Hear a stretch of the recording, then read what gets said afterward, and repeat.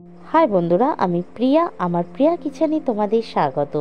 আজ তোমাদের করে দেখাবো সম্পূর্ণ নিরামিষ ছানা পটলের রেসিপি।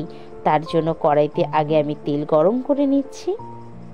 তেলটাকে একটু ভালো করে গরম করে নেব। দিয়ে দেব পটলগুলোকে।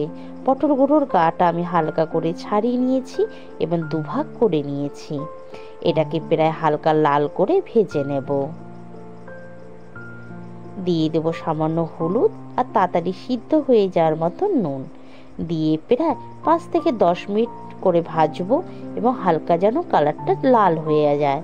দেখো আমাদের পটলে কত সুন্দর একটা কালার এসেছে। এগুলোকে তুলে নিচ্ছি। এই রেসিপির একটা মশলা রেডি করার জন্য আমি এখানে 2টো টমেটো আর আলমন্ড বাদাম আগে থেকেই সিদ্ধ করে রেখেছি। আমি টমেটোর গায়ে ছালটাও ছাড়িয়ে দিচ্ছি আর বাদামের গায়েও ছালটা ছাড়িয়ে নেব। এইভাবে বাদাম সিদ্ধ করে নিলে কি আলমন্ড বাদামের গায়ে ছালটা ছাড়তে সুবিধা হয়। তোমরা যদি প্রয়োজন হয় তোমরা এখানে কাজু বাদামও ব্যবহার করতে পারো। আমি বাদাম আর টমেটোটা নিয়ে নিলাম।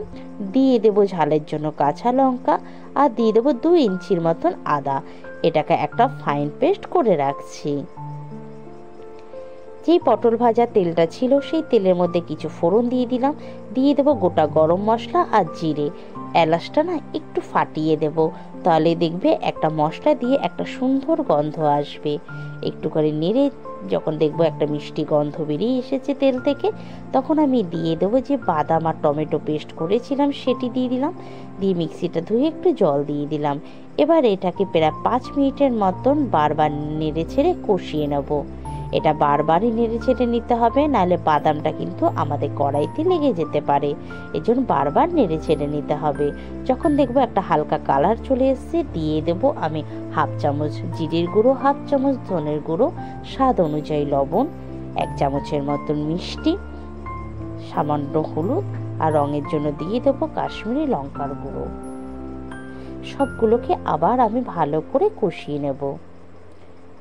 কষাতে কষাতে যখন মশলা থেকে একটা তেল বেরিয়ে আসবে, দেখো তোমরা বুঝতেই পারছো আমাদের মশলা দিয়ে কত সুন্দর একটা তেল বেরিয়ে আসছে।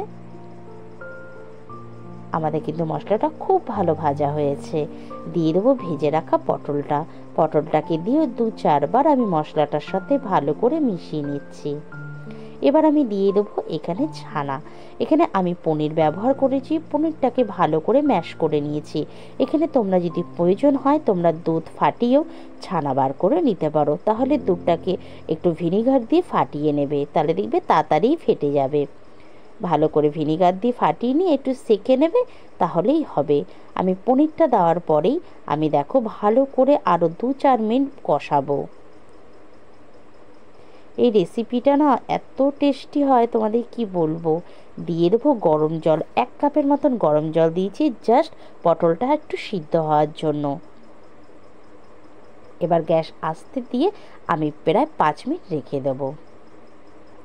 5 মিনিট হয়ে গেছে। দেখো আমাদের ঝোলটা কতটা গ্রেভি চলে এসেছে এবং পটলগুলো সিদ্ধ হয়ে গেছে। অলমোস্ট আমাদের কিন্তু এটা রেডি হয়ে গেছে। এবার আমি দিয়ে দেব সামান্য একটু গরম মশলা আর দিয়ে দেবো ঘি। দিয়ে আবার একটু নাড়াচাড়া করে নিচ্ছি। এই ঘি গরম মশলাটা দিলে না আলাদাই একটা স্বাদ আসে। একটু নেড়ে ছেড়ে এবার গ্যাস আমি বন্ধ করে দিলাম।